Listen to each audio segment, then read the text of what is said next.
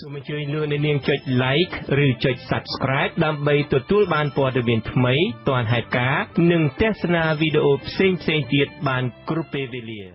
កងរាជអាវុធហត្ថបាញ់សម្លាប់ជនសង្ស័យជាចៅប្លន់ប្រដាប់អាវុធ4នាក់នៅក្រុងភ្នំពេញលោកហ៊ុនសែននិងភរិយាត្រៀមចាក់វ៉ាក់សាំងដែលទទួលស្គាល់ពីអង្គការសុខភាពពិភពលោករួមនឹងព័ត៌មានផ្សេងៗមួយចំនួនទៀត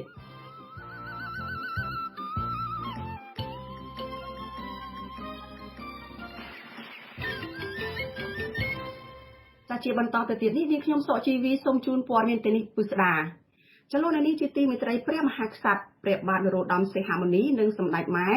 យាងទៅទីក្រុងប៉េកាំងប្រទេសចិនចាប់ពីថ្ងៃទី1ខែមីនានេះដើម្បីពិនិត្យព្រះរាជសុខភាពព្រះរាជដំណើរនេះមិនទាន់កំណត់ពេលនៃការយាងត្រឡប់មកវិញនៅឡើយទេអំឡុងពេលដាក់វត្តមានរបស់អង្គព្រះមហាក្សត្រនេះប្រធានព្រឹទ្ធសភាឯកបៈគឺលោកសៃឈុំត្រូវឡើងជាប្រមុខរដ្ឋស្ដីទីទទួលកិច្ចការជំនួសព្រះអង្គការយាងទៅប្រទេសចិនលើកនេះគឺធ្វើឡើងស្របពេលដែលរបបលោកហ៊ុនសែនកំពុងតែរៀបចំសេចក្តីព្រាងច្បាប់ថ្មីមួយស្តីពីវិធានការទប់ស្កាត់ការឆ្លងរាលដាលជំងឺ COVID-19 និងជំងឺកាចសាហាវនិងប្រកបដោយគ្រោះថ្នាក់ផ្សេងទៀតសេចក្តីប្រកាសព័ត៌មានស្តីពីលទ្ធផលនៃកិច្ចប្រជុំគណៈកម្មាធិការអចិន្ត្រៃយ៍នៃទីស្តីការគណៈរដ្ឋមន្ត្រីកាលពីថ្ងៃទី28ខែកុម្ភៈបង្ហាញថាសេចក្តីព្រាងច្បាប់ថ្មីនេះកំណត់អំពីវិ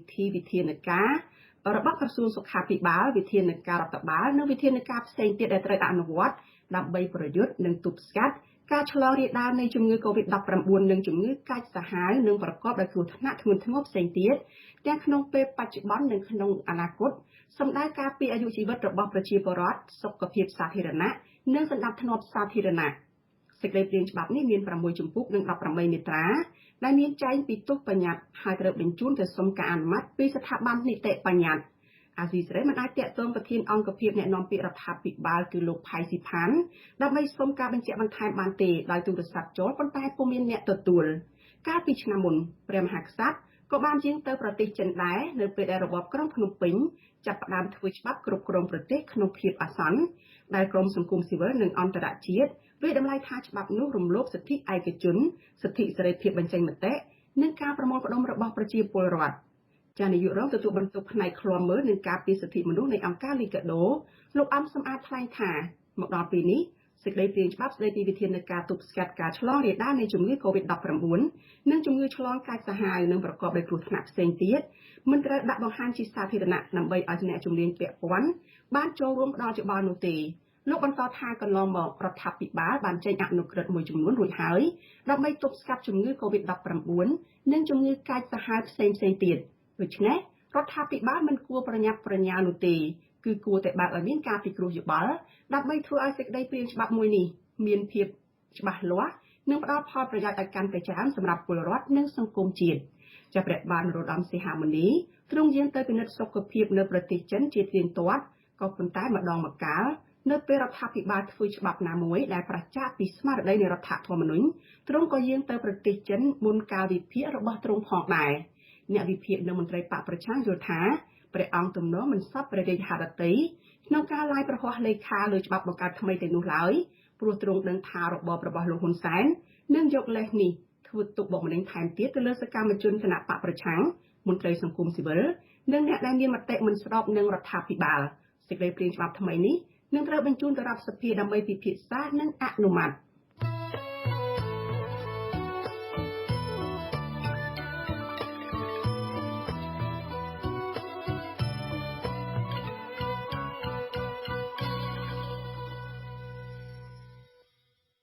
លោកនាងជាទីមេត្រីងាកមកសេចក្តីរាយការណ៍តាក់ទងនៅរឿងក្តីក្តាំផ្នែកនយោបាយឯនេះវិញតុលាការក្រុងភ្នំពេញបានកាត់ទោសកំបាំងមុខឲ្យប្រធានស្ដីទីគណៈបកសង្គ្រោះជាតិគឺលោកសំរងស៊ីឲ្យជាប់ពន្ធនាគាររយៈពេល25ឆ្នាំចំណែកមន្ត្រីជាន់ខ្ពស់របស់គណៈបកសង្គ្រោះជាតិចំនួន8នាក់ផ្សេងទៀតតុលាការបានកាត់ទោសឲ្យជាប់ពន្ធនាគាររយៈពេលពី20ទៅ22ឆ្នាំតុលាការក្រុងភ្នំពេញចោទប្រកាន់លោកសំរងស៊ីពីបទឧបឃាតតាមមាត្រា27និងមាត្រា451នៃក្រមព្រហ្មទណ្ឌបន្ទាប់ពីតុលាការរកឃើញថាគាត់មានទោសជាប់ពាក់ព័ន្ធនឹងការប៉ុនប៉ងធ្វើរដ្ឋប្រហារផ្ដួលរំលំរដ្ឋាភិបាលពាក់ព័ន្ធនឹងគម្រោងវិលជុលប្រទេសកម្ពុជាវិញកាលពីថ្ងៃទី9ខែវិច្ឆិកាឆ្នាំ2019មន្ត្រីជាន់ខ្ពស់គណៈបកសង្គ្រោះជាតិ8នាក់ផ្សេងទៀត តុលាការចាប់ប្រកាន់ពីបទឧបឃាតពាក់ព័ន្ធតែសូមអធិស្ឋានចាំមន្ត្រីគណៈបកសង្គ្រោះជាតិ8នាក់ផ្សេងទៀតតុលាការក៏ចោទប្រកាន់ពីបទឧបឃាតពាក់ព័ន្ធនឹងគម្រោងដួលរំលំរដ្ឋាភិបាលដែលចោទដូចគ្នាទៅនឹងបទចោទជាមួយលោកសំរងស៊ីដែរប្រធានស្ដីទីគណៈបកសង្គ្រោះជាតិលោកសំរងស៊ីមានប្រសាសន៍ថា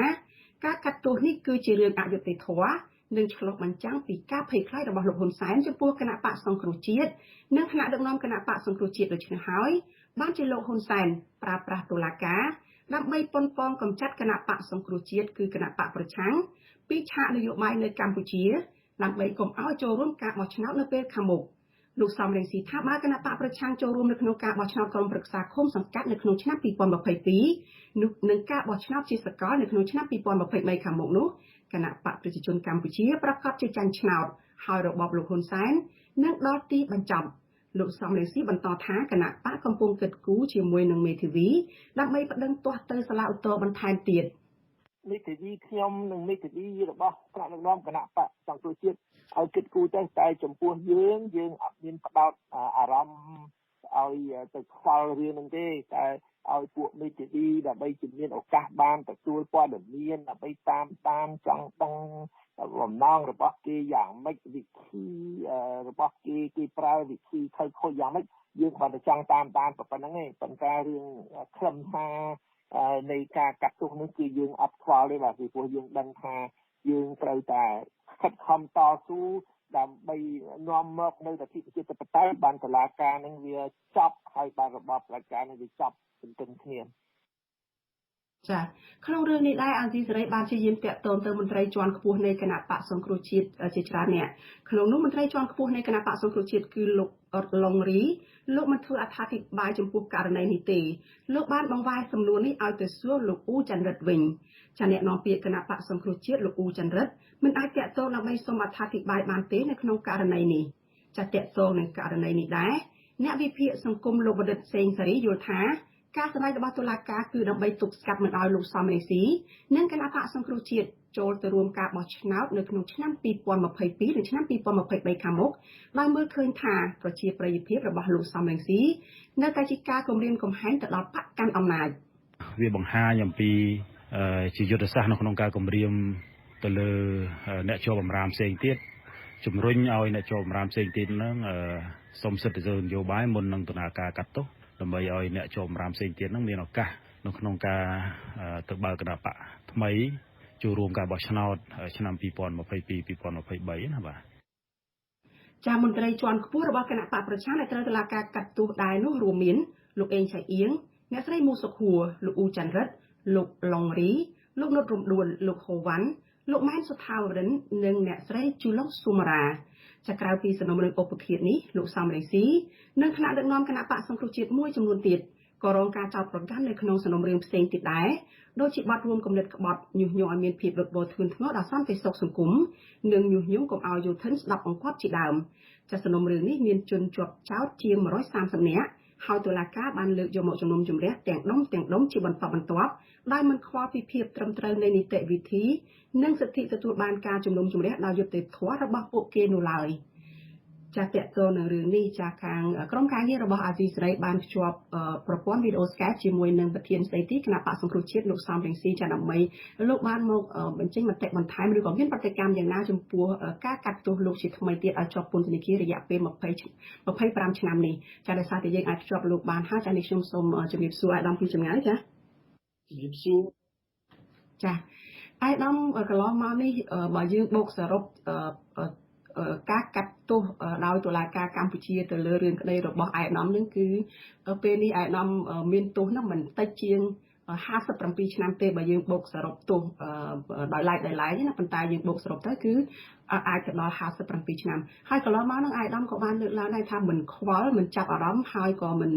ចង់ឆ្លើយឆ្លងអីដែរជាមួយនឹងតុលាការនៅក្រុងភ្នំពេញដោយសារតែវាជារឿងអយុត្តិធម៌វាជារឿងនយោបាយហើយនឹងមានអ្នកនយោបាយនៅពីក្រោយនៅក្នុងរឿងនេះតែនៅក្នុងពេលដែលមានការកាត់សេចក្តីអាយដាមឲ្យជាប់ពន្ធនាគារជាថ្មី25ឆ្នាំនេះហើយបំបិទសិទ្ធិធ្វើនយោបាយជាថ្មីនេះតើអាយដាមមានប្រតិកម្មយ៉ាងណាឬក៏នៅតែមិនចាប់អារម្មណ៍ដល់ណាដោយលើកមុនចា៎បើខ្ញុំមិនច្រឡំទេការឲ្យខ្ញុំពន្ធនាគារ បូកសរុបចូល100ឆ្នាំដូច្នេះនៃអ្វីទេរឿងទាំងអស់នេះជារឿងនយោបាយសិក្សាហើយបញ្ហានយោបាយតម្រូវឲ្យមានដំណោះស្រាយនយោបាយមិនអាចយកតុលាការមកដោះស្រាយបញ្ហានយោបាយបានទេរឿងនេះធ្វើឲ្យខ្ញុំនឹកឃើញដល់ករណីពីរទៀតដែលជារឿងនយោបាយសិក្សាហើយដែលមិនអាចយកតុលាការមកដោះស្រាយបានឡើយរឿងទី1គឺករណីព្រះអង្គម្ចាស់នរោត្តម រណឫទ្ធិក្រោយពីរដ្ឋប្រហារធ្វើដោយលោកហ៊ុនសែនកាលពីខែកក្កដាឆ្នាំ1997ស្រាប់តែតុលាការអាយ៉ងក្រមបញ្ជាលោកហ៊ុនសែនបានកាត់ទោសព្រះអង្គម្ចាស់នរោត្តម រណឫទ្ធិឲ្យជាប់ពន្ធនាគារដូចជា40ឆ្នាំតែព្រះអង្គម្ចាស់នរោត្តម រណឫទ្ធិមានឯងជាប់ពន្ធនាគារមួយឆ្នាំក៏អត់ដែរមួយថ្ងៃក៏អត់ដែរពីព្រោះទីបញ្ចប់វាមានដំណោះស្រាយនយោបាយបានមានព្រះអង្គម្ចាស់នរោត្តម រណឫទ្ធិមានរូបខ្ញុំចូលរួមក្នុងការបោះឆ្នោតឆ្នាំ1998និងករណីទី1ករណីទី2គឺករណីលោកស្រីអូនសានស៊ូជីដែលតុលាការអាយ៉ងក្រមបញ្ជាជនផ្ដាច់ការយោធានៅប្រទេសភូមាក៏បានកាត់ទោសលោកស្រីអូនសានស៊ូជីឲ្យជាប់ពន្ធនាគារច្រើនឆ្នាំ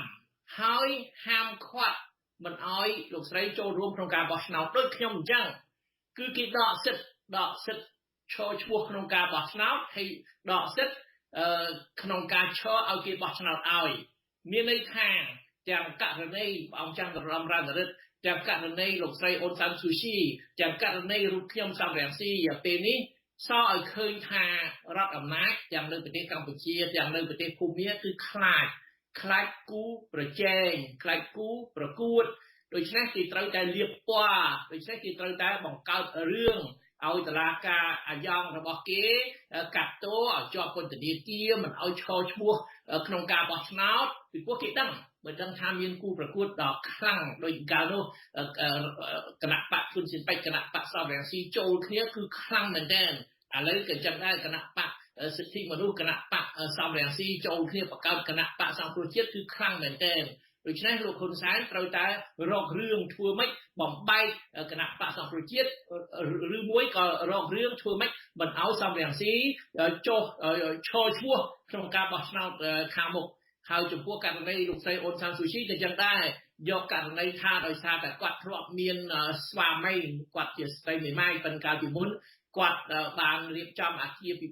ពិពាហ៍ជាមួយជនជាតិអង់គ្លេសហើយស្រាប់តែគេបង្កើតច្បាប់ទីថាទេបើស្ត្រីណាធ្លាប់មានស្វាមីជនជាតិបរទេសមិនឲ្យធ្វើប្រធានាធិបតីទេពីព្រោះពួកមេយោធាពួកមេជនបដិការយោធានៅប្រទេសភូមាខ្លាចដឹងថាបើបោះឆ្នោតជ្រើសរើសប្រធានាធិបតីគឺមិនឈ្នះលោកស្រីអូនសានស៊ូជីទេឥឡូវនេះហ៊ុនសែនខ្លាចថាបើបោះឆ្នោតត្រឹមត្រូវប្រកួតជាមួយសំរងស៊ីអត់ឈ្នះសំរងស៊ីទេអញ្ចឹងបានគេប្រើល្បិចប្រហាក់ប្រហែលគ្នាពួកជនបដិការទូទាំងពិភពលោកគេប្រើល្បិចប្រហាក់ប្រហែលគ្នានៅក្នុងសេចក្តីរាយការណ៍មុននេះគឺមាន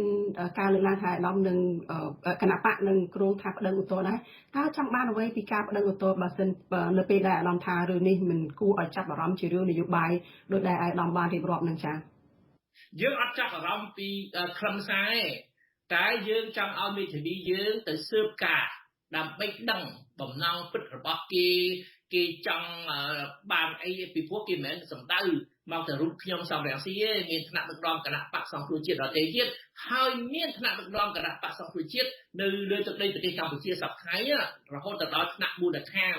ទោះជាគេរំលាយគណៈបកសង្គ្រោះជាតិលើក្រដាស់តែគេដឹងថាមានពលរដ្ឋខ្មែរច្រើនណាស់ដែលស្វាមីភក្តិចំពោះគណៈបកសង្គ្រោះជាតិសកម្មជនគណៈបកសង្គ្រោះជាតិនៅតែស្រឡាញ់គណៈបកសង្គ្រោះជាតិហើយនៅតែត្រៀមខ្លួនដើម្បីចូលរួមក្នុងការតស៊ូឲ្យមានការបោះឆ្នោតត្រឹមត្រូវដូច្នេះលោកហ៊ុនសែនគាត់ខ្លាចណាគាត់ចង់កាត់ដៃកាត់ជើងរហូតទៅកាត់ដល់មករៀមដៃគណៈបកសង្គ្រោះជាតិកុំឲ្យមាននរណាគ្រប់គ្រងគណៈបកសង្គ្រោះជាតិនៅលើទឹកដីប្រទេសកម្ពុជាប៉ុន្តែគាត់យល់ច្រឡំហើយពីព្រោះมันអាចទៅ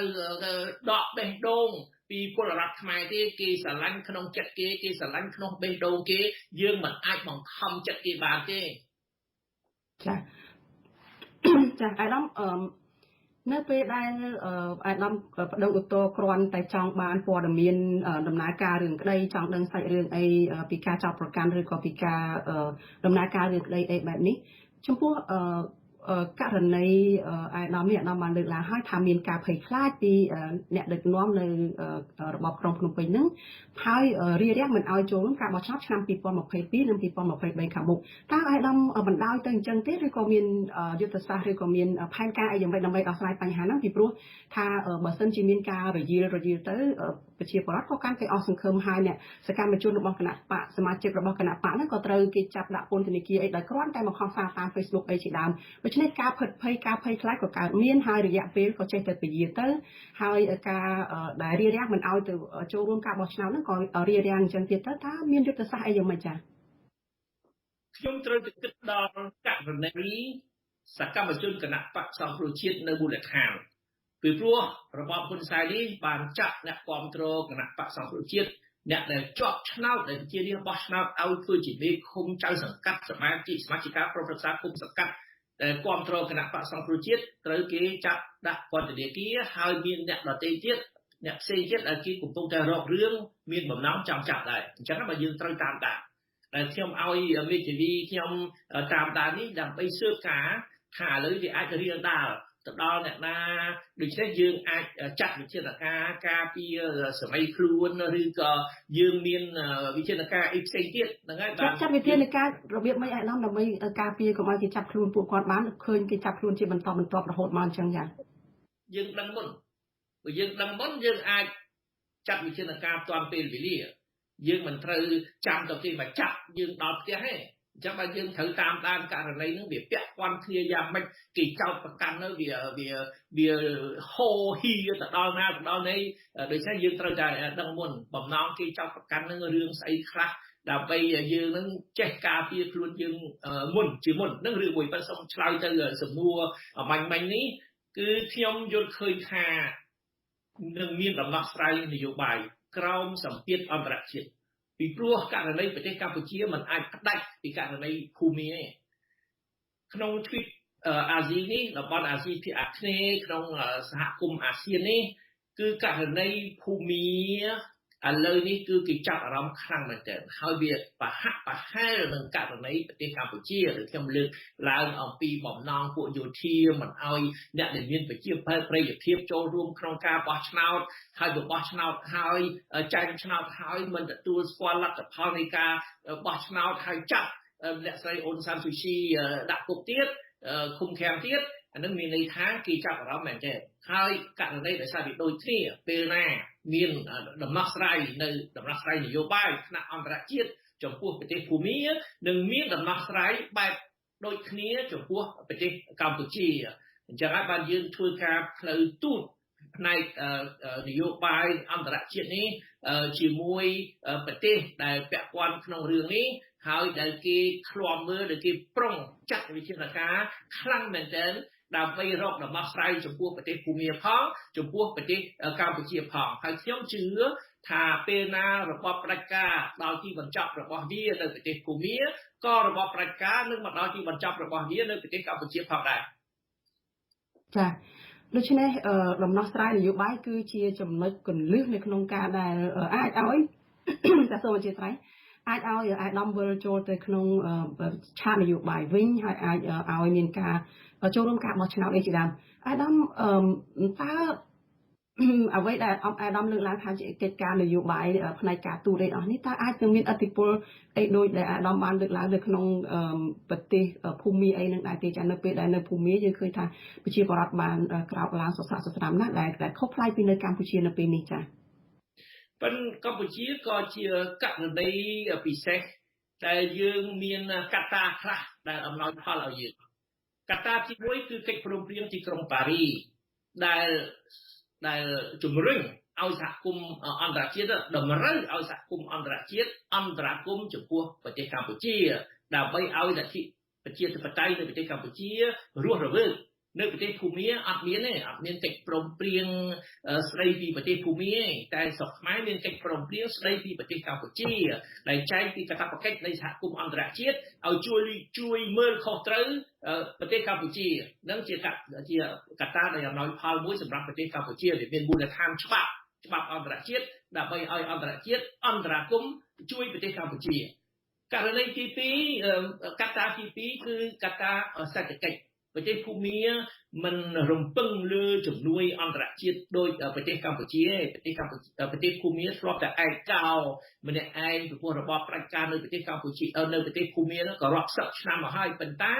របបផ្ដាច់ការនោះគឺមិនរំពឹងលើអន្តរជាតិទេគេអាចរស់ខ្លួនគេរស់ឡើងយ៉ាងលំបាកយ៉ាងម៉េចក៏គេរស់ដោយខ្លួនគេតែនៅប្រទេសកម្ពុជាបើអត់មានជំនួយអន្តរជាតិគឺស្លាប់គឺសេដ្ឋកិច្ចនឹងដួលហើយរបបហ៊ុនសែននឹងដួលរលំទន្ទឹមគ្នាឥឡូវនេះដោយសារមានវិបត្តិសេដ្ឋកិច្ចបណ្ដាលមកជំងឺ Covid-19 នេះគឺថវិកាជាតិនៅ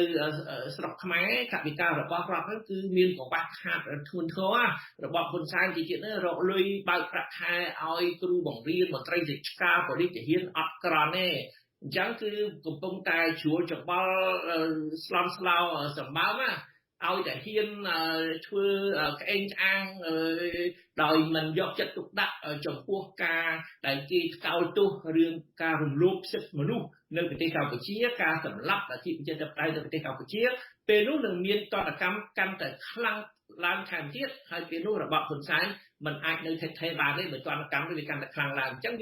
វាអាស្រ័យលើការវិវត្តលើឆាកអន្តរជាតិវិវត្តរឿងសេដ្ឋកិច្ចផងរឿងនយោបាយផងហើយវិវត្តនៅប្រទេសជិតខាងផងរឿងទាំងអស់នេះយើងមិនអាចបំបែកគ្នាបានទេព្រោះវាពាក់ព័ន្ធគ្នាទៅវិញទៅមក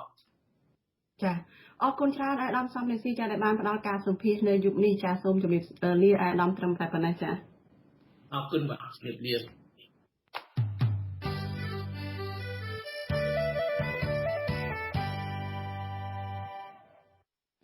ចាលោកនាងជាទីមេត្រីព័ត៌មានតកតលនឹងប្រធានស្ដីទីគណៈបកសង្គ្រោះជាតិគឺលោកសំរងស៊ីនេះដែរចាលោកសំរងស៊ីចោទប្រកាន់រដ្ឋាភិបាលមិនដែលអើពើជួយការពារពលករនៅក្រៅប្រទេសនោះទេ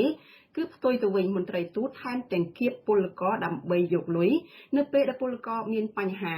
សាស្ត្រាចារ្យគ្នាដែរមន្ត្រីសង្គមស៊ីវិលដែលធ្វើការងារពាក់ព័ន្ធនឹងពលករថាមន្ត្រីទូតយកចិត្តទុកដាក់តែទៅលើករណីណាដែលពួកគេអាចទទួលផលប្រយោជន៍និងបានចំណេញទៅដល់នយោបាយតែប៉ុណ្ណោះចាលោកទីនសការីយ៉ារាយការណ៍អំពីរឿងនេះលោកសំរងស៊ីថ្លែងនៅលើ Facebook របស់លោកថាខ្មែរធ្វើការនៅប្រទេសថៃនិងប្រទេសម៉ាឡេស៊ីពេលត្រូវការរដ្ឋាភិបាលឬស្ថានទូតជួយគឺរដ្ឋាភិបាលលហ៊ុនសែនមិនបានជួយអន្តរាគមន៍ឡើយលោកលើកឡើងថារដ្ឋាភិបាលមិនត្រឹមតែមិនខ្វាយខ្វល់អំពីបញ្ហាពលករប៉ុណ្ណោះទេតែថែមទាំងធ្វើទុកបុកម្នេញពេលពលករវិលទៅផ្ទះវិញទៀតផងឃើញរដ្ឋអំណាចណាជួយពេលហ្នឹងឯងដែលមកដល់ស្រុកខ្មែរវិញដែលត្រៀមមកដល់ស្រុកខ្មែរវិញរៀបចូលស្រុកខ្មែរវិញហើយចូលមកដល់ស្រុកខ្មែរបានភ្លាមនឹងគឺគ្មានជួយអីទាំងអស់មានតែជន់កថែមមានតែជន់ពលិចហើយមានតែហ៊ុនសែននឹងក៏រៀមថែមទៀតថាពួកអស់ហ្នឹងហើយទៅធ្វើការស្រុកគេខុសច្បាប់ឥឡូវនេះត្រូវមានទោសត្រូវយកទៅឃុំឃាំងការលើកឡើងរបស់លោកសំរងស៊ីនៅពេលនេះគណៈអាជ្ញាធរថៃកំពុងតែរឹតបន្តឹងពលករបរទេសដែលធ្វើការខុសច្បាប់នៅក្នុងប្រទេសថៃនិងមិនបានធ្វើបានស៊ីចម្ពូឬបានរស់នៅស្របច្បាប់អ្នកខ្លំមើលសិទ្ធិពលករឲ្យដឹងថាពលករខ្មែរជាច្រើនសែននាក់ត្រូវប្រឈមនឹងអាជ្ញាធរថៃចាប់ខ្លួននិងបញ្ជូនទៅកម្ពុជាវិញព្រោះមិនបានធ្វើបានស៊ីចម្ពូនេះសមាជិកសហជីពការងារសំណងតំណាងឲ្យពលករខ្មែរប្រចាំប្រទេសថៃលោកសំសីហាសង្កេតឃើញថាក្នុងចំណោមពលករធ្វើការនៅប្រទេសថៃរួមមានកម្ពុជាឡាវនិងភូមាឬមីយ៉ាន់ម៉ាស្ថានទូតកម្ពុជាមិនសូវយកចិត្តទុកដាក់លើពលករខ្មែរដោយស្ថានទូតឡាវនិងភូមាឡើយមន្ត្រីសហជីពរូបនេះឲ្យដឹងទៀតថាពេលនេះអាជ្ញាធរចាប់ផ្ដើមចុះត្រួតពិនិត្យរកពលករខុសច្បាប់ដោយមិនបានធ្វើបានស៊ីចម្ពូប៉ុន្តែមិនទាន់ឃើញស្ថានទូតកម្ពុជាប្រចាំនៅទីក្រុងបាងកកអន្តរាគមន៍ឬរកដំណោះស្រាយជូនពលករដែលមិនបានធ្វើបាននេះនៅឡើយទេបាទករណីហ្នឹងវាមានច្រើនមកហើយស្តៀងនឹងលោកសំរងស៊ីលើកឡើងហ្នឹងគឺវាមានជាយូរយារណាស់ហើយនៅក្នុងប្រទេសថៃចំពោះពលករកម្ពុជាមួយវិញទៀតគឺមន្ត្រីស្ថានទូតហ្នឹងមិនបានយកចិត្តទុកដាក់ចំពោះពលករដែលបញ្ហាប្រឈមដូចជាបាត់បង់ការងារឬក៏ត្រូវរងការធ្វើទុកបុកម្នេញការជួញដូរកម្លាំងពលកម្មឲ្យជាដើមហ្នឹង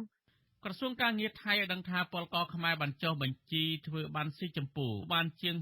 650,000 នាក់អ្នកធ្វើការតាក់ទងនឹងពលករឲ្យដឹងថាក្នុងចំណោមនោះមានពលករមិនបានធ្វើបានស៊ីចម្ពូជាង 200,000 នាក់លោកបន្តថាមូលហេតុដែលពលករមិនបានចុះឈ្មោះធ្វើបានស៊ីចម្ពូព្រោះពលករខ្លះមិនទទួលបានព័ត៌មាននិងមិនចេះរបៀបចុះបញ្ជីហើយអ្នកខ្លះគ្មានលទ្ធភាពបង់ប្រាក់ព្រោះការធ្វើបាននេះត្រូវចំណាយថ្លៃធ្វើពី 5,000 បាតឬ $300 ទៅ 13,000 បាតឬស្មើនឹងជាង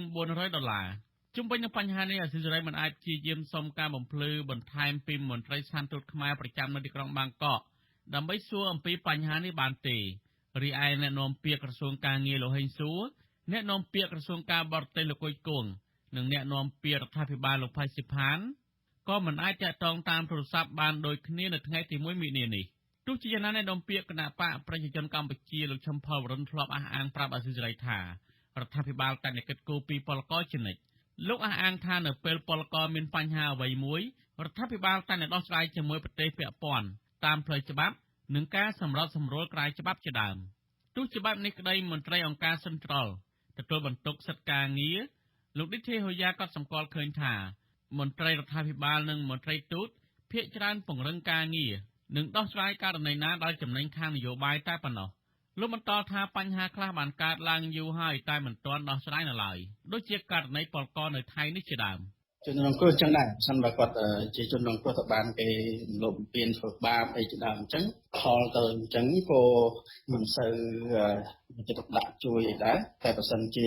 រឿងនឹងវាទៅជារឿងមហាជនបានដឹងបានឮលុបបីខ្សោផ្សាយតាម social Facebook social media អីជាដើមអញ្ចឹងទៅក៏ pick up case ហ្នឹងដើម្បីយកទៅដេតយកមុខយកមាត់យកអីចឹងជាដើមនេះយើងគេមកឃើញវាអញ្ចឹងហោហែណាលោកឌីថេហូយ៉ាសង្កេតឃើញថាក្នុងចំណោមប្រទេសដែលមានពលករខ្មែរទៅធ្វើការទាំងមានច្បាប់អនុញ្ញាតនិងគ្មានច្បាប់អនុញ្ញាតហើយប្រទេសដែលមានពលករខ្មែររងគ្រោះខ្លាំងជាងគេគឺមានប្រទេសម៉ាឡេស៊ីចិនជប៉ុននិងប្រទេសថៃជាដើមលោកសំរងស៊ីចាប់ប្រកាន់ថាការដែលរដ្ឋាភិបាលមិនយកចិត្តទុកដាក់លើពលករដែលធ្វើការនៅក្រៅប្រទេសនោះពីព្រោះរបបលហ៊ុនសែនដឹងថាពលករទាំងនោះមិនគាំទ្ររបបឯកបកឡើយខ្ញុំទីនសាការីយ៉ាស៊ីសេរីប្រធានីវ៉ាស៊ីនតោនចាលោកនាងជាទីមេត្រីនៅក្នុងកម្មវិធីរបស់អាស៊ីសេរីនៅរាត្រីនេះចាយើងនឹងមានកិច្ចពិភាក្សាមួយអំពីទ្រព្យសម្បត្តិរបស់លោកនាយរដ្ឋមន្ត្រីហ៊ុនសែននិងគ្រួសាររបស់លោកចាហើយយើងនឹងប្រកល់ទូរនាទីនេះជូនលោកជុនច័ន្ទបុតចាលោកជុនច័ន្ទបុតសូមរៀបរាប់ឲ្យត្រួសមកថាតើបន្តិចទៀតនេះនឹងមានអ្វីជម្រាបជូនលោកនាងស្ដាប់នឹងទស្សនារបស់អាស៊ីសេរីនៅយប់នេះចានេះខ្ញុំមិនឮពីខាងលោកជុនច័ន្ទបុតទេលោកជុនច័ន្ទបុតអាចបើកម៉ៃបន្តិចមកចាបាទសូមទោសនេះគឺជាការធ្វើលើកទី1ដែលយើងមានអ្នកកាន់កម្មវិធីនឹង2ដាច់ដោយឡែកពីគ្នាដូច្នេះហើយបើសិនជាមានបញ្ហាបច្ចេកទេសបន្តិចបន្តួចសូមលោកអ្នកនាងកញ្ញាអធិស្ឋានផងពីព្រោះនេះគឺជាការចាប់ផ្ដើមថ្មីមួយរបស់អាស៊ីសេរីបាទងាកមកសំណួររបស់សុជីវីវិញនារាត្រីនេះខ្ញុំបាទនឹងមានពិភាក្សាដោយសុជីវីបានរៀបរាប់អំពីទ្រព្យសម្បត្តិដ៏សម្បូរហូរហៀររបស់លោកនាយករដ្ឋមន្ត្រីហ៊ុនសែនថ្មីនេះពលរដ្ឋខ្មែរភាគច្រើនប្រហែលជាបានឃើញការបង្ហាញទ្រព្យសម្បត្តិដ៏សម្បូរហូរហៀររបស់លោកនាយករដ្ឋមន្ត្រីហ៊ុនសែនហើយតាមរយៈការស្លៀកពាក់ដែលមានតម្លៃរាប់លានរាប់សែនលានដុល្លារនៅពេលដែលចេញធ្វើដំណើរទៅណាម្ដងមាននាឡិកាម៉ាកថ្លៃខោអាវប្រណិតពីបរទេសជាដើមដូច្នេះក្នុងឱកាសនេះក្នុងរាត្រីនេះខ្ញុំបាននឹងមានសម្ភាសជាមួយនឹងអ្នកដែលធ្លាប់រស់នៅជិតដិតជិតម្នាក់ជាមួយនឹងលោកនាយករដ្ឋមន្ត្រីហ៊ុនសែននិងគ្រួសារហើយយើងនឹងពិភាក្សាថាតើហេតុអ្វីបានជាមេដឹកនាំកម្ពុជាមួយរូបនេះចូលចិត្តសម្ញែងទ្រព្យសម្បត្តិរបស់ខ្លួនសម្បើមម្លេះក្នុងគណៈពេលដែលប្រជាពលរដ្ឋនៅក្រោមការដឹកនាំរបស់ខ្លួននឹងអ្នកខ្លះសឹងតែរកអង្គច្រកឆ្នាំងមិនបានហើយជាពិសេសទៅទៀតយើងនឹងទៅជែកគ្នាថាតើសំខាន់បំផុតតើទ្រព្យសម្បត្តិទាំងអស់នេះបានមកពីប្រភពណាសុជីវីចាអរគុណច្រើនលោកជុនច័ន្ទបុតអញ្ចឹងលោកអ្នកនាងនឹងបានជួបលោកជុនច័ន្ទបុតជាថ្មីនៅពេលបន្តិចទៀតនេះ ចាលោកនាងជាទីមេត្រីងាកមកព័ត៌មានតកតងនឹងការចាក់វ៉ាក់សាំងបង្ការជំងឺ COVID-19 ឯនេះវិញចាលោកនាយរដ្ឋមន្ត្រីហ៊ុនសែននិងភរិយារបស់លោកនឹងបណ្ដាលគ្នាទៅចាក់វ៉ាក់សាំង AstraZeneca របស់អង់គ្លេសដែលទទួលស្គាល់ដោយអង្គការសុខភាពពិភពលោកនៅថ្ងៃទី8 ខែមីនាខាងមុខនេះតំណាងរាស្ត្របកប្រឆាំងថាទង្វើរបស់លោកហ៊ុនសែននេះឆ្លុះបញ្ចាំងថាលោកជាមេដឹកនាំដែលមានភាពពុតត្បុតនិងកិច្ចវេះមិនចាក់វ៉ាក់សាំងរបស់ចិនចាលោកមួងណារ៉េតរាយការណ៍អំពីរឿងនេះថ្នាំវ៉ាក់សាំងបង្ការជំងឺ COVID-19 AstraZeneca របស់ប្រទេសអង់គ្លេសជាង 300,000 ដូសនឹងមកដល់ប្រទេសកម្ពុជានៅព្រលប់ថ្ងៃទី2 ខែមីនាស្របពេលដែលជំនួយវ៉ាក់សាំង Sinopharm របស់ចិនជើងទី2ចំនួន 400,000 ដូសទៀតក៏គ្រោងនឹងមកដល់កម្ពុជាមុនបុណ្យចូលឆ្នាំខ្មែរខាងមុខនេះបើទោះបីជាយ៉ាងនេះក្តីលោកនាយករដ្ឋមន្ត្រីហ៊ុនសែនដែលស្ទាក់ស្ទើរនៅក្នុងចិត្តរឿងចាក់វ៉ាក់សាំងចិនរហូតសន្យាចោលម្ដងជា2ដងនិងចុងក្រោយកិច្ចមិនចាក់វ៉ាក់សាំងចិនដោយយកលេសថាលោកលើសអាយុនោះនៅថ្ងៃទី1 ខែមីនាបានប្រកាសតាមទំព័រ Facebook របស់លោកថាលោកព្រមចាក់វ៉ាក់សាំងបង្ការជំងឺ COVID-19 ដើម្បីជាគំរូនេះហើយក៏ប៉ុន្តែចាក់វ៉ាក់សាំងអង់គ្លេសដែលមានការទទួលស្គាល់ពីអង្គការសុខភាពពិភពលោកមិនមែនចាក់វ៉ាក់សាំងចិននោះទេជាងនេះទៅទៀតលោកថាភរិយារបស់លោកគឺអ្នកស្រីប៊ុនរ៉ានីក៏នឹងត្រូវចាក់វ៉ាក់សាំងអង់គ្លេសនេះដែរនៅថ្ងៃទី4 ខែមីនានៅមន្ទីរពេទ្យកាល់ម៉ែតគឺធ្វើនៅថ្ងៃជាមួយគ្នាកាលពីដើមខែកុម្ភៈលោកហ៊ុនសែនបានគិតពីការចាក់វ៉ាក់សាំង Sinopharm របស់ចិនដោយលោកអះអាងថាវ៉ាក់សាំងចិននេះមិនអាចយកមកចាក់លើមនុស្សដែលមានវ័យលើស59ឆ្នាំបាននោះទេលោកហ៊ុនសែនមានអាយុ68ឆ្នាំការអះអាងរបស់លោកហ៊ុនសែនមានភាពស៊ីសង្វាក់គ្នាជាមួយនឹងសេចក្តីជូនដំណឹងរបស់ក្រសួងសុខាភិបាលក៏ប៉ុន្តែវាផ្ទុយគ្នាស្រឡះទៅនឹងសេចក្តីថ្លែងការណ៍របស់រដ្ឋមន្ត្រីក្រសួងការពារជាតិលោកទាបាញ់ដែលមានវ័យ75ឆ្នាំហើយថាលោកបានចាក់វ៉ាក់សាំងនេះដែរតាំងតែពីខែមករាមកម្លេះលោកទាបាញ់ថែមទាំងបញ្ជាក់ថាវ៉ាក់សាំងនេះចាក់មិនហួសអាយុនោះឡើយគឺអ្នកអាយុ120ឆ្នាំក៏ចាក់បានដែរមន្ទីរពេទ្យមករកបានបញ្ជាក់ឲ្យគឺអាយុលើសពី60ឆ្នាំទៅគឺកាន់តែមានប្រសិទ្ធភាពកាន់តែល្អសុវត្ថិភាពកាន់តែល្អនឹងគឺរឿងពិតបើវាអញ្ចឹងដូចនេះគឺមិនពាក់ព័ន្ធអីទេរឿងអាយុប្រជាពលរដ្ឋនិងមន្ត្រីរាជការខ្មែរមួយចំនួននៅតែរារែកនៅក្នុងចិត្តក្នុងការចាក់វ៉ាក់សាំងចិននិងថែមទាំងរិះគន់រដ្ឋាភិបាលផងថាប្រញាប់ប្រញាល់ទទួលយកវ៉ាក់សាំងនេះមិនតែប៉ុណ្ណោះអាជ្ញាធររដ្ឋាភិបាលបានចាប់ខ្លួនសកម្មជនបកប្រឆាំង2នាក់ទៅហើយដែលហ៊ានបញ្ចេញមតិរិះគន់យុទ្ធនាការចាក់វ៉ាក់សាំងរបស់ចិននេះជំវិញការដែលលោកហ៊ុនសែនខកខានមិនបានចាក់វ៉ាក់សាំងចិនដែលគ្មានការទទួលស្គាល់ពីអង្គការសុខភាពពិភពលោកក៏ប៉ុន្តែលោកជំរុញឲ្យប្រជាពលរដ្ឋដទៃនាំគ្នាចាក់វ៉ាក់សាំងនេះអ្នកជំនាញផ្នែកវិទ្យាសាស្ត្រថាទង្វើបែបនេះមិនឆ្លុះបញ្ចាំងពីភាពជាអ្នកដឹកនាំប្រទេសនោះទេអសុទ្ធការីខ្មែរអូស្ត្រាលីលោកលឹមសួរថាមេដឹកនាំគួរតែបង្ហាញភាពជាគំរូជាអ្នកដឹកនាំលោកបន្ថែមថានៅប្រទេសជាច្រើនផ្សេងទៀតមេដឹកនាំគំរូនឹងមានការទទួលខុសត្រូវគឺគេតែងតែចេញមកមុនគេដើម្បីចាក់វ៉ាក់សាំងណាមួយដែលប្រទេសនោះព្រមទទួលឲ្យចាក់ជូនប្រជាពលរដ្ឋរបស់ខ្លួនមុននឹងចាក់ជូនប្រជាពលរដ្ឋលោកថាការធ្វើដូច្នេះគឺដើម្បីបង្ហាញឲ្យប្រជាពលរដ្ឋមានភាពជឿជាក់និងទុកចិត្តលើវ៉ាក់សាំងនោះស្រដៀងគ្នានេះដែរតំណាងរាជគណៈបកប្រឆាំងថាលោកហ៊ុនសែនខ្វះភាពជាអ្នកដឹកនាំនិងប្រថុយប្រឋានតំណាងរាជគណៈបកសង្គ្រោះជាតិលោកអ៊ុំសំអានថាលោកហ៊ុនសែនគឺជាមេដឹកនាំដែលមានភាពពុតត្បុតនិងខ្វះការទទួលខុសត្រូវចំពោះអាយុជីវិតរបស់ប្រជាពលរដ្ឋព្រោះលោកជំរុញឲ្យប្រជាពលរដ្ឋចាក់វ៉ាក់សាំងចិនក៏ប៉ុន្តែលោកបែរជាចាក់វ៉ាក់សាំងរបស់អង់គ្លេសទៅវិញAstraZeneca របស់អង់គ្លេសនោះបានទទួលស្គាល់ដោយអង្គការសុខភាពពិភពលោកដូច្នេះវាមានគុណភាពនិងសុវត្ថិភាពខ្ពស់ជាងវ៉ាក់សាំងរបស់ចិនអញ្ចឹងបានលោកហ៊ុនសែនក៏ចាក់វ៉ាក់សាំង AstraZeneca របស់អង់គ្លេសក៏រុញឲ្យគេនឹងប្រជាពលរដ្ឋខ្មែរចាក់វ៉ាក់សាំងចិនក៏ប៉ុន្តែខ្លួនឯងអត់ព្រមចាក់វ៉ាក់សាំងចិនហ៊ុនសែនក៏យកអាយុជីវិតរបស់ប្រជាពលរដ្ឋខ្មែរហ្នឹងពិសោធន៍វ៉ាក់សាំងចិនជំនួសសត្វកណ្ដុរហើយយើងឃើញកន្លងមកលោកហ៊ុនសែនសូម្បីតែព្យាបាលជំងឺក៏មិនហ៊ានព្យាបាលជំងឺនៅស្រុកខ្មែរផងក៏ទៅព្យាបាលនៅសិង្ហបុរីណាណៃនោះវិញទោះបីក៏ជាមានដឹកនាំរបស់កម្ពុជាក៏ដោយបើតាមការអះអាងរបស់លោកនាយរដ្ឋមន្ត្រីហ៊ុនសែននៅលើទំព័រ Facebook របស់លោកកាលពីថ្ងៃទី28 ខែកុម្ភៈ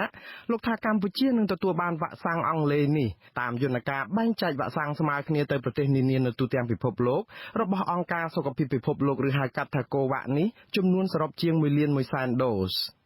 តំណាងរាស្ត្របកប្រឆាំងដដែលសង្ស័យថាការបែងចែកវ៉ាក់សាំងអង់គ្លេសដែលមានការទទួលស្គាល់ជាអន្តរជាតិនេះទៀតសោតអាចមានភាពមិនស្មើគ្នាលោកអ៊ុំសំអានយល់ថាវ៉ាក់សាំង AstraZeneca របស់អង់គ្លេសនេះប្រហែលជានឹងចាក់សម្រាប់តែក្រុមគ្រួសាររបស់អ្នកធំតែប៉ុណ្ណោះចំណែកឯប្រជាពលរដ្ឋសាមញ្ញវិញពួកគេនឹងត្រូវចាក់វ៉ាក់សាំងចិនជាបន្តទៅទៀត ក្រសួងសុខាភិបាលអះអាងថាវ៉ាក់សាំងចិនចាក់ជូនប្រជាពលរដ្ឋតាមគោលការណ៍ស្ម័គ្រចិត្តក៏ប៉ុន្តែក្នុងរយៈពេល16ថ្ងៃគិតចាប់ពីថ្ងៃទី10ដល់ថ្ងៃទី26ខែកុម្ភៈកន្លងទៅក្រសួងសុខាភិបាលទើបតែចាក់វ៉ាក់សាំងនេះដល់មន្ត្រីរាជការបានជាង 16,000 ដូសឬមិនដល់ 3% នៃចំនួនវ៉ាក់សាំង 600,000 ដូសរបស់ចិននោះនៅឡើយទេដោយឡែកក្រសួងការពារជាតិឯណោះថាក្រសួងនេះបានសម្រុកចាក់វ៉ាក់សាំងចិនឲ្យកងទ័ពបានជាង 50,000 ដូសទៅហើយសម្រាប់ការចាក់វ៉ាក់សាំងទាំងពីរលើកគិតត្រឹមថ្ងៃទី28ខែកុម្ភៈអាស៊ីសេរីមិនទាន់អាចសុំការបំភ្លឺពីអ្នកនាំពាក្យក្រសួងសុខាភិបាលអ្នកស្រីអាវ៉ាន់ឌិនចំពោះការបែងចែកវ៉ាក់សាំងអង់គ្លេសបាននៅឡើយទេបើទោះបីជាយ៉ាងនេះក្តីក្រសួងសុខាភិបាលបានសម្រុកបង្កើនសន្ទុះនៃការចាក់វ៉ាក់សាំងចិនដល់ប្រជាពលរដ្ឋខ្មែរឥឡូវនេះយុទ្ធនាការនេះបានទៅដល់គ្រប់ខេត្តក្រុងនៅទូទាំងប្រទេសហើយក្នុងពេលជាមួយគ្នានេះចំនួនអ្នកឆ្លងជំងឺ Covid-19 ដែលពាក់ព័ន្ធនឹងព្រឹត្តិការណ៍សហគមន៍20កុម្ភៈបានកើនបន្ថែម14អ្នកទៀតនៅថ្ងៃទី1ខែមីនានេះដោយក្នុងនោះ13អ្នកជាជនជាតិចិននិង1អ្នកជាពលរដ្ឋខ្មែរចំនួននេះធ្វើឲ្យអ្នកឆ្លងនៅក្នុងសហគមន៍លើកទី3រយៈពេលជាង1សប្តាហ៍កន្លងទៅនេះកើនឡើងដល់ទៅ316អ្នកហើយដែលក្នុងនោះ251អ្នកជាជនជាតិចិនខ្ញុំបាទមុងណារ៉េតវិទ្យុអាស៊ីសេរីប្រធានាធិបតី Washingtonចាលោកនាងជាទីវិត្រីលោកអ្នកកំពុងតាមដានការផ្សាយរបស់អាស៊ីសេរីដែលផ្សាយចេញពីរដ្ឋធានី Washington នៃសហរដ្ឋអាមេរិកចាព័ត៌មានទាក់ទងនឹងសន្តិសុខសង្គមឯនេះវិញមន្ត្រីកងរាជអាវុធហត្ថរាជធានីភ្នំពេញបានបាញ់សម្លាប់មនុស្ស4នាក់ដែលចោទថាជាអ ក្រិតជនប្លន់ប្រដាប់អាវុធហេតុការណ៍បាញ់ប្រហារនោះកើតឡើងនៅព្រឹកថ្ងៃទី1ខែមីនានៅក្នុងបូរីអង្គរភ្នំពេញស្ថិតនៅក្នុងខណ្ឌសែនសុខរាជធានីភ្នំពេញទំព័រ Facebook ផ្លូវការរបស់កងរាជអាវុធហត្ថរាជធានីភ្នំពេញឲ្យដឹងថាដំបូងឡើយអ ក្រិតជនទាំង4នាក់បានចូលប្លន់នៅក្នុងផ្ទះមួយកន្លែងនៅក្នុងបូរីអង្គរភ្នំពេញដោយរៀបចំផែនការចម្រិតយកប្រាក់$1 លានជាមុនទើបសម្លាប់ម្ចាស់ផ្ទះនិងកូនឈ្នួល2នាក់ជាក្រោយប៉ុន្តែត្រូវបានសមត្ថកិច្ចកងរាជអាវុធហត្ថរាជធានីភ្នំពេញបានប្រតិបត្តិការចុះបង្ក្រាបក្រុមអ ក្រិតជនទាំងនោះទាន់ពេលវេលាមន្ត្រីកងរាជអាវុធហត្ថរាជធានីភ្នំពេញអះអាងថាការចុះបង្ក្រាបពេលនោះជនសង្ស័យ4នាក់នោះបានប្រើប្រាស់កាំភ្លើងវែងគឺប្រភេទ AK មួយដើមនិងកាំភ្លើងខ្លី2ដើមបាញ់ស្រោចទៅលើកងរាជអាវុធហត្ថរាជធានីភ្នំពេញទើបកងកម្លាំងរាជអាវុធហត្ថប្រើសិទ្ធិការពារខ្លួនបាញ់តបតត្រឡប់ទៅវិញបណ្ដាលឲ្យជនសង្ស័យទាំង4នាក់នោះស្លាប់នៅនឹងកន្លែងចំណែកម្ចាស់ផ្ទះនិងសមត្ថកិច្ចវិញពួកគេមានសុវត្ថិភាពទាំងអស់គ្នាអ្នកនាំពាក្យកងរាជអាវុធហត្ថលើផ្ទៃប្រទេសគឺលោកអេងហ៊ីប្រាប់អាស៊ីសេរីយ៉ាងខ្លីថាសមត្ថកិច្ចនិងតុលាការកំពុងសហការគ្នាស៊ើបអង្កេតករណីនេះបន្តទៀតដូច្នេះលោកនៅមិនទាន់អាចបញ្ជាក់អត្តសញ្ញាណនៃជនសង្ស័យទាំង4នាក់ដែលបានស្លាប់នោះនិងអ្នកពាក់ព័ន្ធនោះបាននៅឡើយទេចលនានេះជាទីមេត្រីទឹកដីរាយការណ៍ពីខេត្តបន្ទាយមានជ័យឲ្យដឹងថាទឹកស្ទឹងមង្គលបុរីរីងដល់បាតស្ទឹងធ្វើឲ្យប្រជាពលរដ្ឋនៅទីប្រជុំជនស្រុកមង្គលបុរីរាប់ពាន់គ្រួសារប្រឈមនឹងខ្វះទឹកប្រើប្រាស់នៅសប្តាហ៍ក្រោយនេះមន្ត្រីសង្គមស៊ីវិលលើកឡើងថារឿងនេះដោយសារតែអាជ្ញាធរពាក់ព័ន្ធមិនយកចិត្តទុកដាក់ដោះស្រាយទុក្ខលំបាករបស់ប្រជាពលរដ្ឋចាសសូមស្ដាប់សេចក្តីរាយការណ៍របស់លោកលេងម៉ាលីអំពីរឿងនេះពលរដ្ឋមួយចំនួនបានជីកអណ្ដូងតូចៗនៅបាតស្ទឹងមង្គលបុរីដើម្បីឲ្យទឹកចេញនិងដងយកទៅប្រើប្រាស់ប្រចាំថ្ងៃដោយសារទឹកស្ទឹងរីងគោកហើយគ្មានប្រាក់ទិញទឹកប្រើប្រាស់ប្រជាពលរដ្ឋរស់នៅជាប់មាត់ស្ទឹងមង្គលបុរីក្នុងឃុំកយម៉ែងស្រុកមង្គលបុរីលោកវ៉ាន់ស៊ុយអ៊ីវប្រាប់អាស៊ីសេរីនៅព្រឹកថ្ងៃទី1មីនាថាស្ទឹងមង្គលបុរីក្នុងភូមិដែលលោករស់នៅបានរីងស្ងួតជាងកន្លះខែមកហើយលោកបន្ថែមថាពលរដ្ឋខ្លះដែលមានជីវភាពធូរធារបានប្រើទឹកស្អាតរបស់ក្រុមហ៊ុនឯកជននៅទីរួមស្រុកមង្គលបុរីនិងខ្លះទៀតទិញទឹកពីប្រជាពលរដ្ឋដឹកតាមរថយន្តមកប្រើប្រាស់អ្នកភូមិព្រួយបារម្ភខ្លាចគ្មានទឹកប្រើប្រាស់នៅពេលខាងមុខពីព្រោះស្ទឹងមង្គលបុរីអាចនឹងរីងអស់នៅសប្តាហ៍ក្រោយជាកន្លែងក្លុកខ្លះទឹកជ្រាបតែវានៅសើមជ្រាបហូរមកចូលទៅបានព្រឹកឡើងពេញទៅដាក់មកទឿបូមឡើងទៅប្រើប្រាស់ចាប់តាពីថ្ងៃនេះតទៅវាមានតែហួតទៅជិះម៉ូតូកាត់កន្លែងខ្លះចុះម៉ូតូបើគោយន្តកាត់ទឹកទៅហើយអ្នកស្រុកយើងកំពុងតែប្រយ័ត្នផងដល់នេះខ្លះបណ្រាស់បរែងឲ្យគេបុកដូងប្រើតាមគ្រួសារបើសិនជារដ្ឋាភិបាលដោះស្រាយមិនទឿនទេក៏ពិបាកដែរខ្ញុំទៅមើលដល់ខាងសនុកទាំងបវលនៅអត់ដែរហើយនៅបាតស្ទឹងនៅទឹកមកចកេះនៅឡើយអាស៊ីសេរីមិនអាចតាក់ទងអភិបាលខេត្តបន្ទាយមានជ័យលោកអ៊ុំរេត្រីនិងអភិបាលស្រុកមង្គលបុរីលោករតដាស៊ីណាងដើម្បីសុំសេចក្តីអត្ថាធិប្បាយជុំវិញកង្វល់របស់ប្រជាពលរដ្ឋនេះបានទេនៅថ្ងៃទី1មីនាដោយសារទូរស័ព្ទចូលជាច្រើនដងពុំមានអ្នកទទួល ប៉ុន្តែលោករដ្ឋដាស៊ីណាងប្រាប់សារព័ត៌មានភ្នំពេញប៉ុស្តិ៍ថា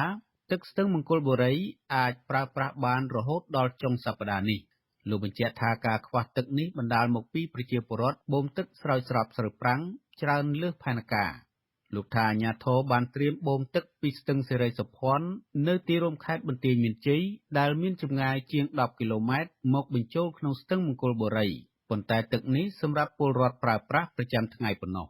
ទោះជាយ៉ាងនេះក្តីមន្ត្រីសម្របសម្រួលសមាគមការពារសិទ្ធិមនុស្សអាត60ខេត្តបន្ទាយមានជ័យលោកស៊ុំច័ន្ទគាកត់សម្គាល់ថាការខ្វះទឹកនេះកើតឡើងជារៀងរាល់ឆ្នាំបណ្ដាលមកពីអាជ្ញាធរពាក់ព័ន្ធមិនសូវយកចិត្តទុកដាក់ជួយដោះស្រាយជូនប្រជាពលរដ្ឋរដូវទឹកជំនន់យើងថាវាជន់ហើយចុះអារដូវដែលមិនមែនទឹកជំនន់ដែលខ្វះទឹកហ្នឹងត្រូវធ្វើយ៉ាងម៉េចដើម្បីឲ្យមានទឹកជាប្រវត្តិប្រើប្រាស់អញ្ចឹងធនធានទឹកជាអ្នកសិក្សាអំពីបញ្ហាទាំងអស់ហ្នឹងណាដែលត្រូវធ្វើថាតើធ្វើទិវាសាស្ត្រយ៉ាងម៉េចធ្វើអីយ៉ាងណាដើម្បីឲ្យមានទឹកដល់ប្រជាពលរដ្ឋប្រើប្រាស់អានេះជាគោលការណ៍អានេះជាការទប់ស្កាត់មួយដើម្បីឲ្យប្រជាពលរដ្ឋមានទឹកគ្រប់គ្រាន់មិននាំគ្នានៅពេលអស់ទឹកដើរជីកនេះមកចប់ឯនោះមកចប់ហើយយើងនាំគ្នាថតវីដេអូនាំគ្នាស្រែកទាំងអស់គ្នានោះទេការរីងស្ងួតស្ទឹងមង្គលបុរីនេះប៉ះពាល់ជីវិតរស់នៅរបស់ប្រជាពលរដ្ឋជាង 4000 គ្រួសារនៅតំបន់ទីប្រជុំជនដែលនឹងគ្មានទឹកប្រើប្រាស់នៅពេលដ៏ខ្លីខាងមុខនេះចំណែកប្រជាពលរដ្ឋទីជនបទនៅក្នុងស្រុកមួយនេះពួកគាត់ប្រើប្រាស់ទឹកស្រះតាមមូលដ្ឋានជាធម្មតាក្រៅពីស្រុកមង្គលបុរីមានប្រជាពលរដ្ឋជាច្រើនគ្រួសារនៅតំបន់ព្រំដែនជាប់ប្រទេសថៃជាពិសេសស្រុកអូជ្រៅក៏ខ្វះទឹកប្រើប្រាស់ដែរដោយសារតែការជួបគ្រោះរាំងស្ងួតជាច្រើនខែមកហើយគេហទំព័រក្រសួងធនធានទឹកនិងឧតុនិយមចុះផ្សាយកាលពីថ្ងៃទី19ខែកុម្ភៈថាអនុរដ្ឋលេខាធិការក្រសួងធនធានទឹកលោកពេជ្រវាសនាបានចុះត្រួតពិនិត្យប្រព័ន្ធស្តុកទឹកពោពីដើមស្ថិតនៅឃុំរហាត់ទឹកស្រុកមង្គលបុរីដើម្បីត្រៀមជួសជុលអាងស្តុកទឹកឲ្យកសិករប្រើប្រាស់អាងស្តុកទឹកទី1នេះអាចស្រោចស្រពស្រូវវស្សាប្រមាណ 12,000 ហិកតានិងស្រូវប្រាំងបាន 6,000 ហិកតាទោះជាយ៉ាងនេះក្តី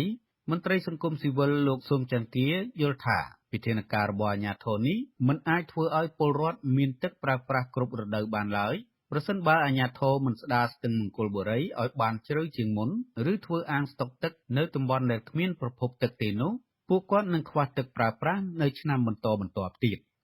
ខ្ញុំបាទលេងម៉ាលីអាស៊ីសេរីរាយការណ៍ពីរដ្ឋធានី Washington ចាតកតងទៅនឹងយុវជនខ្មែរកម្ពុជាក្រោមចាំបាញ់មិញនេះខ្ញុំបានលើកឡើងថាយុវជនខ្មែរកម្ពុជាក្រោមបានស្ម័គ្រចិត្តធ្វើការងារស្ម័គ្រចិត្តលើកស្ទួយសិទ្ធិការងារនិងសិទ្ធិបញ្ចេញមតិរបស់កម្មករនិងពលរដ្ឋខ្មែរក្រោមនៅលើទឹកដីកំណើតតើមានមូលហេតុអ្វីដែលនាំឲ្យពួកគេងើបឡើងតស៊ូមតិយ៉ាងដូចនេះចាតើពួកគេមានការលំបាកអ្វីខ្លះដែរឬទេចាសសូមលោកនាងរងចាំស្ដាប់សេចក្តីរាយការណ៍ពិស្ដារអំពីរឿងនេះនៅក្នុងនេតិខ្មែរកម្ពុជាក្រោមនៅពេលបន្តិចទៀតនេះចលនានេះជាទីមេត្រីងាកមកព័ត៌មានតកតងនឹងការការពារធនធានធម្មជាតិឯនេះវិញសកម្មជនការពារព្រៃឈើបង្ហាញអាកំបាំងដែលនាំឲ្យមានការវិនិច្ឆ័យកម្មព្រៃឈើខ្នាតធំនៅក្នុងដែនជម្រកសត្វព្រៃព្រៃឡង់គ្រប់គ្រងដោយក្រសួងបរិស្ថានពួកគេអះអាងថាស្ថាប័នពាក់ព័ន្ធរបស់រដ្ឋាភិបាលនិងម្ចាស់ជំនួយអភិរក្សព្រៃឡង់នៅតែព្យាយាមការពារមុខមាត់របស់រដ្ឋាភិបាលហើយពុំបង្ហាញការពិតនៅក្នុងរឿងនេះដែលជាមូលហេតុធ្វើឲ្យវិនិច្ឆ័យកម្មព្រៃឡង់មិនអាចដោះស្រាយបានចាសសូមស្ដាប់សេចក្តីរាយការណ៍របស់លោកហេងអ្នកស្មីអំពីរឿងនេះសកម្មជនការពារព្រៃឈើបានរកឃើញថាម្ចាស់ជំនួយ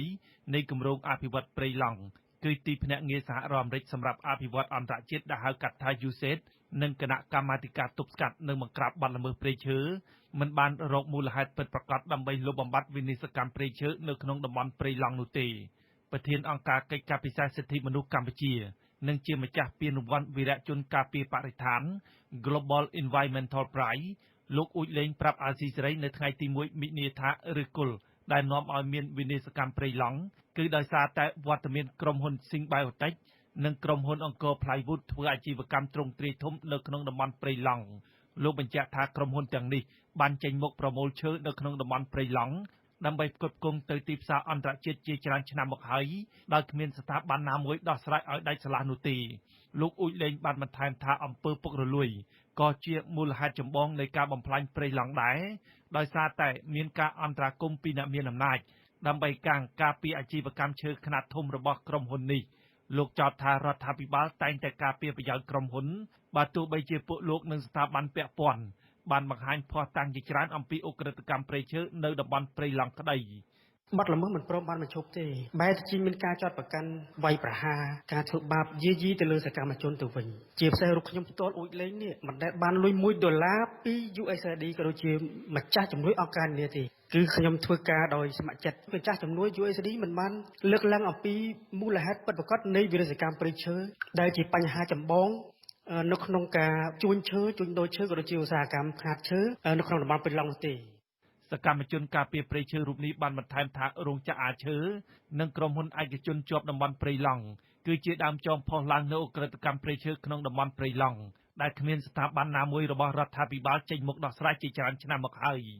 លោកបញ្ជាក់ថាប្រសិនបើរដ្ឋាភិបាលនិងស្ថាប័នពាក់ព័ន្ធបិទក្រុមហ៊ុនឯកជនទាំងនោះការចាប់ប្រកាន់ទាំងឡាយពីបទល្មើសព្រៃឈើនឹងត្រូវបញ្ចប់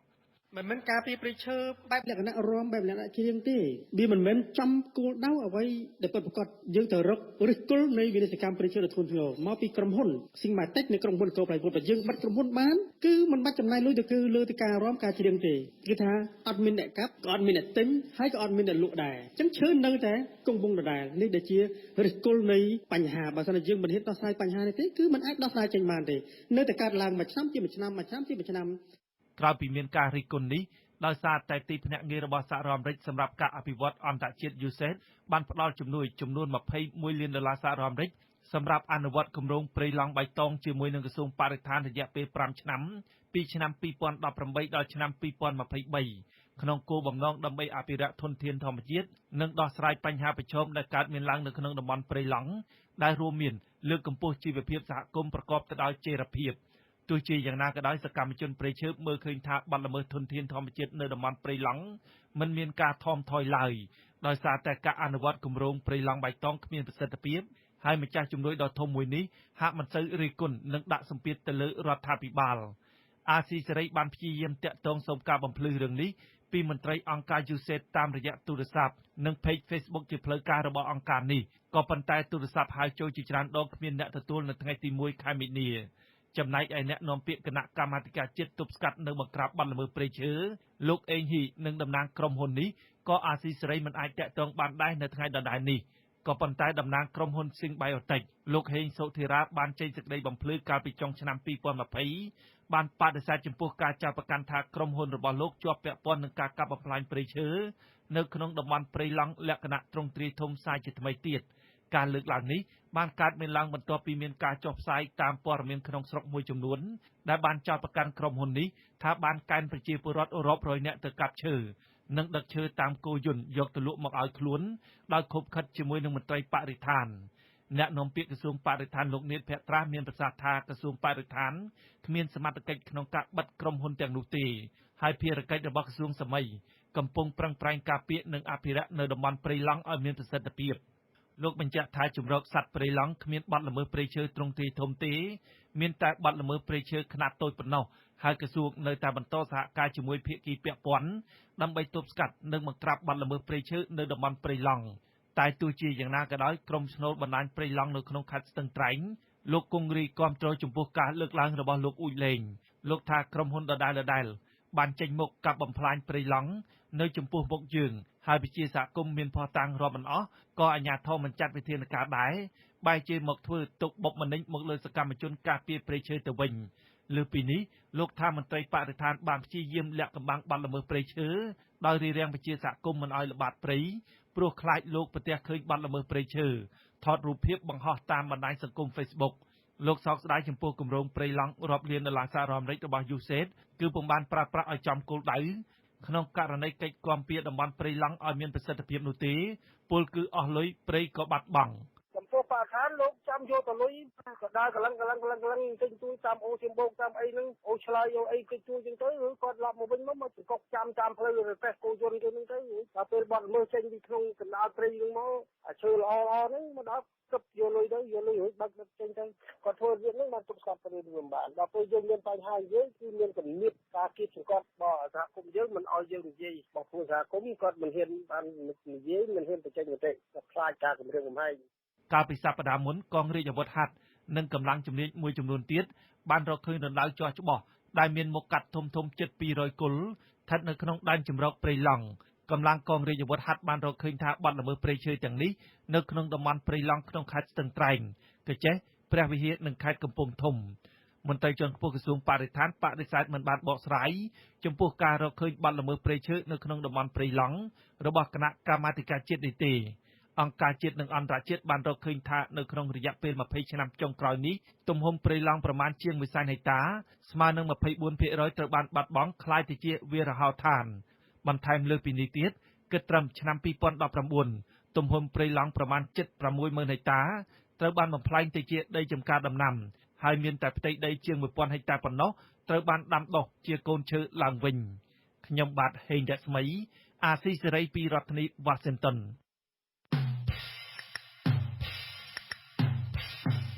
នាទីខ្មែរកម្ពុជាក្រោម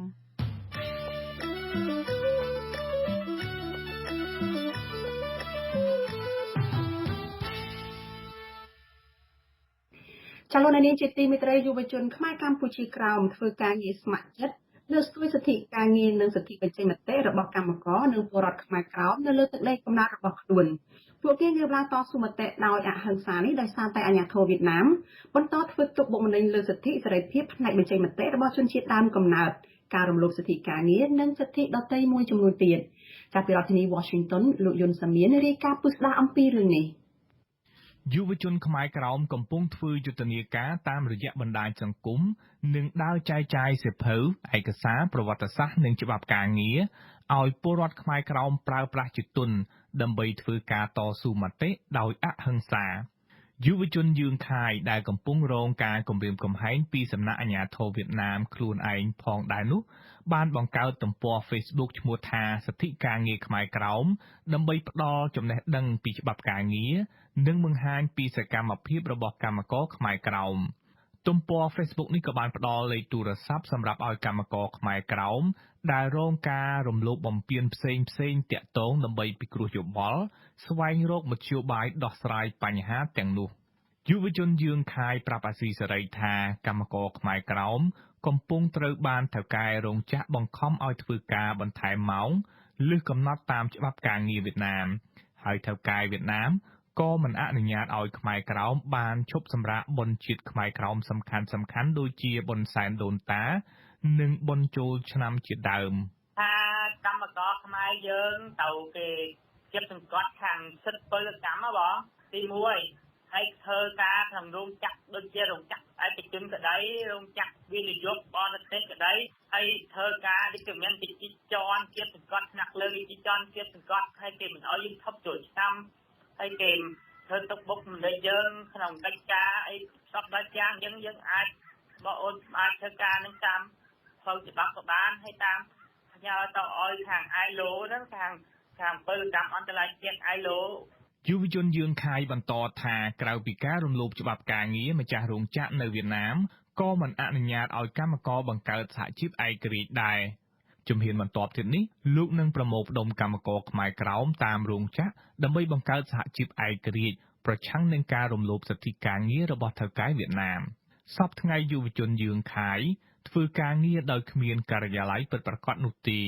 ដោយលោកធ្វើការងារចល័តនៅចុងសប្តាហ៍ដោយមិនយកប្រាក់កម្រៃពីកម្មករកន្លងមកអាជ្ញាធរវៀតណាមបានតាមដានសកម្មភាពជួយសង្គមខ្មែរក្រោមរបស់យុវជនយើងខាយហើយអាជ្ញាធរបានបង្ខំឲ្យលោកឈប់ធ្វើការងារសង្គមនេះជាច្រើនដងមកហើយរហូតដល់ប៉ូលីសប្រើអំពើហិង្សាទៅលើលោកនៅពេលលោកបដិសេធមិនធ្វើតាមការគំរាមកំហែងរបស់គេលោកបដិញ្ញាថាទោះបីលោកត្រូវអាជ្ញាធរចាប់ខ្លួនដាក់ពន្ធនាគារក៏ដោយក៏លោកនឹងបន្តធ្វើការងារជួយកម្មករខ្មែរក្រោមឲ្យជៀសផុតពីការរំលោភសិទ្ធិការងារ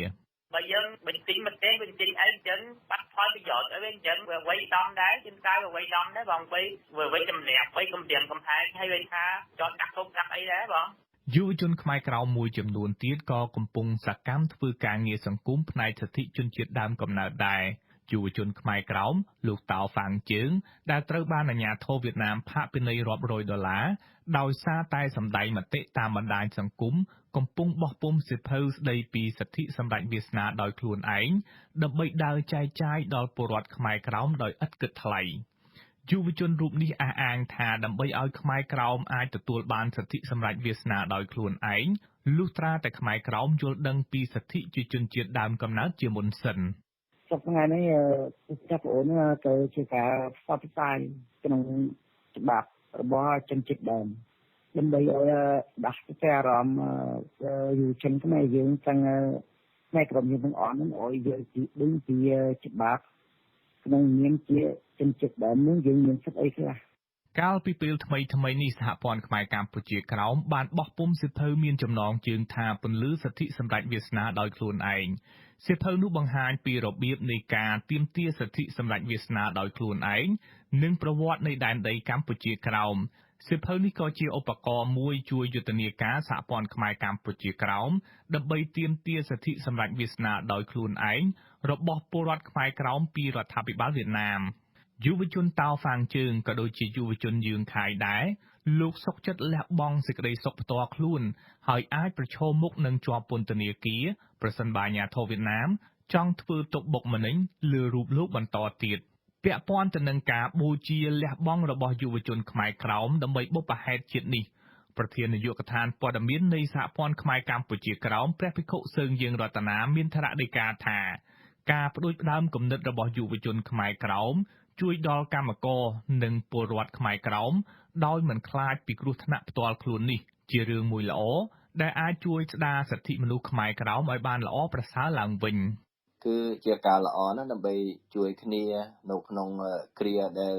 មានបញ្ហាអញ្ចឹងទៅយើងមានតំណាងខ្មែរក្រមដើម្បីនឹងជួយដោះស្រាយចំពោះបញ្ហានោះព្រោះថានៅប្រទេសវៀតណាមហ្នឹងគឺអាជ្ញាធរវៀតណាមរដ្ឋាភិបាលវៀតណាមហ្នឹងគេមិនអោយយុវជនខ្មែរក្រមឬក៏កម្មករខ្មែរក្រមបរិវត្តខ្មែរក្រមហ្នឹងបង្កើតជាសហជីពដើម្បីនឹងការពារកម្មករតាមក្រុមហ៊ុនរោងចក្រធ្វើការទេ ព្រះភិក្ខុសើងយើងរតនាស្នើឲ្យអាជ្ញាធរវៀតណាមគុំតាមយាយីយុវជនខ្មែរក្រោមដែលកំពុងតស៊ូមតិដោយអហិង្សា